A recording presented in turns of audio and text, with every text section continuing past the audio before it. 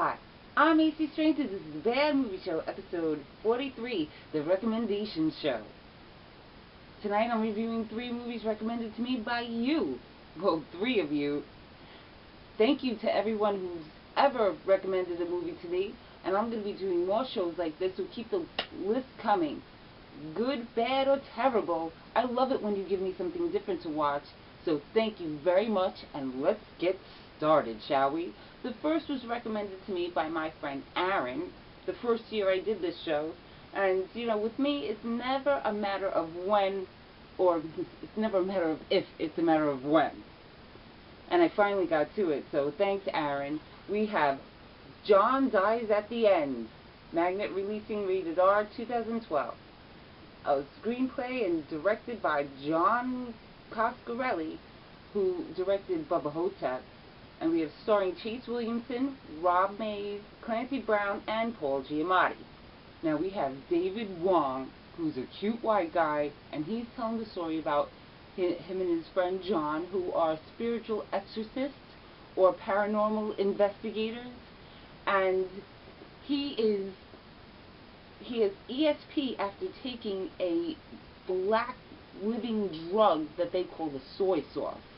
And he's telling his story about the time that John called him after he died, after John died, and tells Dave how they could hook up to stop an interdimensional attack. John calls Dave on the phone and on Bratwurst. They get attacked by meat men. They slug-like creatures. David gets attacked by a man with a flying mustache, and they get together to fight these biomechanical octopi from an identical planet to ours in a different dimension. On the box it says this has enough ideas to make 10 films, but what I think is that this would have made a lot more sense and been much, much better if it was a TV show. I would have watched it religiously. But because there's so many different things, I mean, there's a drug that is alive, they're talking to people that aren't there, there's these Cthulhu octopi, there's these cartoony looking people. It's just a little too much and doesn't make that much sense. I watched it 4 times and really tried to like it because this is definitely my kind of movie. But there was too many ideas crammed in it to make one complete story.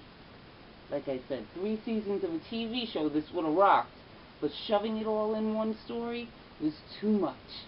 I'm going to give this a 2.5 and a see it for yourself. Now, Aaron, even though I wasn't too wild about this movie, and disappointed because this is definitely my kind of thing, but I am happy that you recommended it to me, and Biozombies still on my list, so please keep them coming, and thank you for all your support. I'm disappointed I didn't like that more. Just, I don't like it when I have to explain a movie while I'm watching it, especially one that I'm not exactly getting it. And I watched it 4 times trying to like it, but it didn't really do it for me, so sorry about it. But I am happy that you recommended it, so thank you. And for everybody, I do say see it for yourself and tell me what you think when you see it, okay? Especially if your opinion is different than mine. So next up is from my friend JP, who is a man of very few words. And when I asked him what I should be seeing, he said, Manborg. And that's about it. So when JP says Manborg, I went out and bought it. No shit. So this is Manborg from Astron 6, 2011, not rated, written by Stephen Kostansky and Jeremy Gillespie, directed by Stephen Kostansky. The names! Starring Matthew Kennedy, Adam Brooks, Jeremy Gillespie, Connor Sweeney, Meredith Sweeney, and Ludwig Lee. So, we're at war with hell, and a soldier dies in battle. Wakes up in the future, half man, half cyborg. He's Manborg. He bumps into Renegade #1 man. They get captured right away and get brought back to like this Genesis Tower where they have gladiator type fights. You know, minions of hell against humans. And while he's there, he meets Mina and Justice. And after getting into a fight with the champion, this giant killer robot, Manborg wins, meets his maker, escapes from Genesis Tower taking #1 man Justice and Mina, and laying low. Mina leaves them to go back to Genesis Tower and fight Count Draculon. So the guys go back to do some ass kicking and save her while she's out there kicking some ass of her own. I gotta tell you that this has lots and lots and lots and lots and lots of special effects. We get claymation, we get model building, we get explosions, we get prosthetics, we get some masks, we get lots of green screen, and it reminds me of an 80s video game with kung fu and claymation. This is only 65 minutes long, but you get a lot in that time, and it's not one of those, that's it. It's a, hey, I want more. They have very overdubbed voices, and there's a character named Baron that has a tacky, bad mask, but he makes it work. For my favorite part is Baron's trying to hit on Mina, but he's all like dorky about it, and he has like the scary mask on. It's funny. This was fun and cool, and like I said, there's a lot of special effects. No matter how much money they spent or they didn't spend, they did a lot with it. I think it's very ambitious. I'm giving this a 3.5, a buy it. I'm going to give it a bad movie gold star, because this is one of those movies that are so bad that it's great, and they do a lot in this. Okay? I love the overdubbed voices. It reminds me of those kung fu movies I used to watch with my mom, and I really do believe that my stepfather Cliff would have loved this, so that does a little extra for me. 3.5, buy it, bad movie gold star. And remember that JP said Manborg, so just go out and buy it. Next up, last but not least, I got from one of those horror forum sites on Facebook. One of my favorites is Horror Buffs Unite. It's run by these horror chicks, and one of the girls, Monica, would always put up pictures of the Tucker and Dale versus Evil and say cool things about it.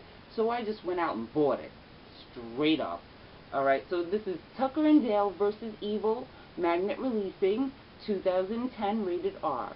Written by Eli Craig and Morgan Jurgensen.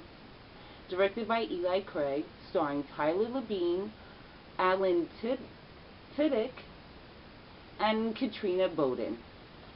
So we have 9 college friends, and they're going up into the mountains to spend the weekend and camp out. And they bump into best friends Tucker and Dale, 2 roughneck-looking hillbillies. And the college friends are kind of scared. While they're out at their cabin, they decide to go swimming, and one of the friends, beautiful Allie, falls into the water, bumps her head, and gets rescued by Tucker and Dale, which the friends kind of see this and think that they abducted her. So they go after these murderous psychos. But they're not. They're sweethearts. Tucker and Dale are taking great care of Allie, and they become friends. But the college friends, they try to rescue her, and during this misunderstanding, they get into really grotesque and hideous accidental deaths. The misunderstanding gets worse when the college friends abduct Tucker and set a trap for Dale. So this is cool Very funny. So funny that you forget it's a horror movie until the kills come, and then it's like, oh shit, snap, oh what? And they go one right after the other, and they're gruesome. This was really, really funny, and I think Dale's adorable. I'm going to give this a 4, a bias. And I'm also going to say that for all those people that say that they don't like horror movies, but love Shaun of the Dead and Planet Terror, Rhea, I'm talking to you. This you should see. It's hilarious, but it's still a horror movie because those kills are gruesome. But it's great, okay? So, girls, keep doing what you do at Horror Buffs Unite. And Monica, thank you very much. If you see anything else that you think I should see and review, please let me know. And for everyone else, if I didn't get to your movie, I will soon. Remember, it's not a matter of if, it's a matter of when. And sometimes I drag my ass. But until then, watch more movies. I'm A.T. Strange, and this is a bad movie show. Good night.